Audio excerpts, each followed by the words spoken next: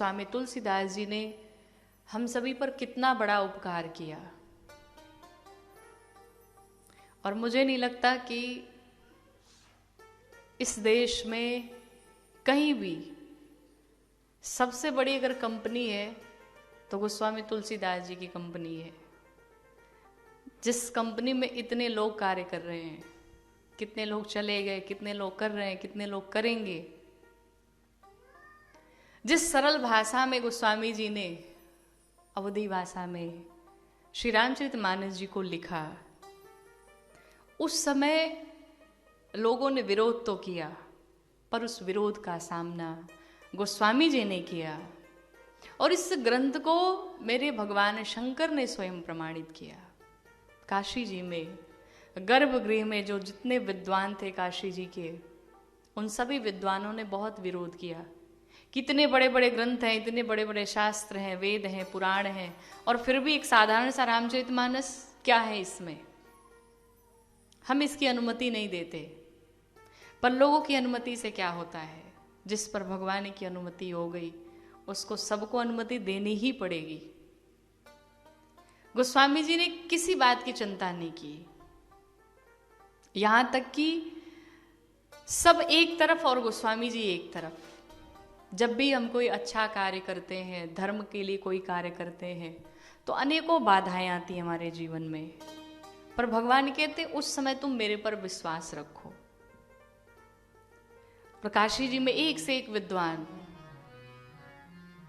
बड़े बड़े विद्वान, लेकिन सब परास्त हो गए गोस्वामी जी से।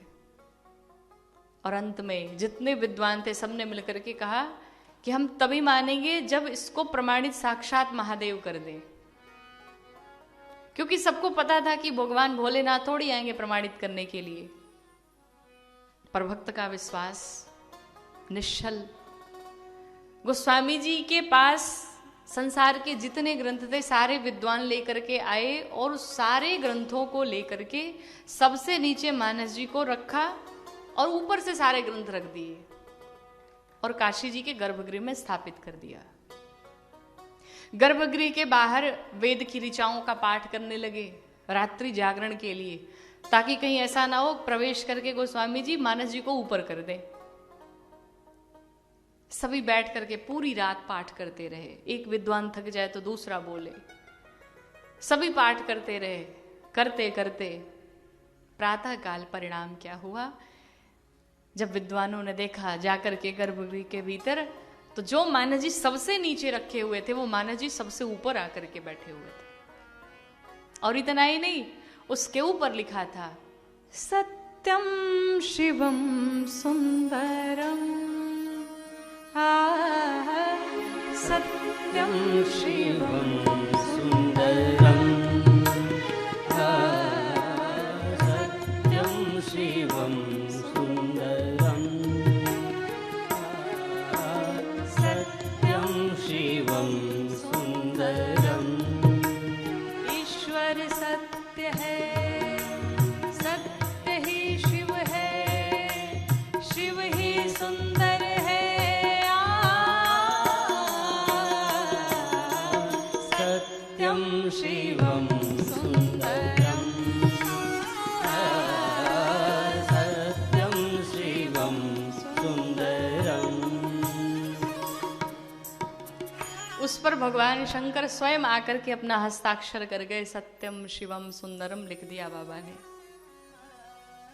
और जब देखा विद्वानों ने कि साक्षात महादेव ने अपना हस्ताक्षर कर दिया, फिर कौन बोलने वाला था? कलिकाल चल रहा था। इस कलिकाल में गोस्वामी जी ने इस ग्रंथ की रचना की। सबने बहुत परेशान किया, पर फिर जब सफलता प्राप्त हो जाती है तो पूरी दुनिया आपके पीछे होती है। जब तक सफलता नहीं मिली है तभी तक स्ट्रगल होता है।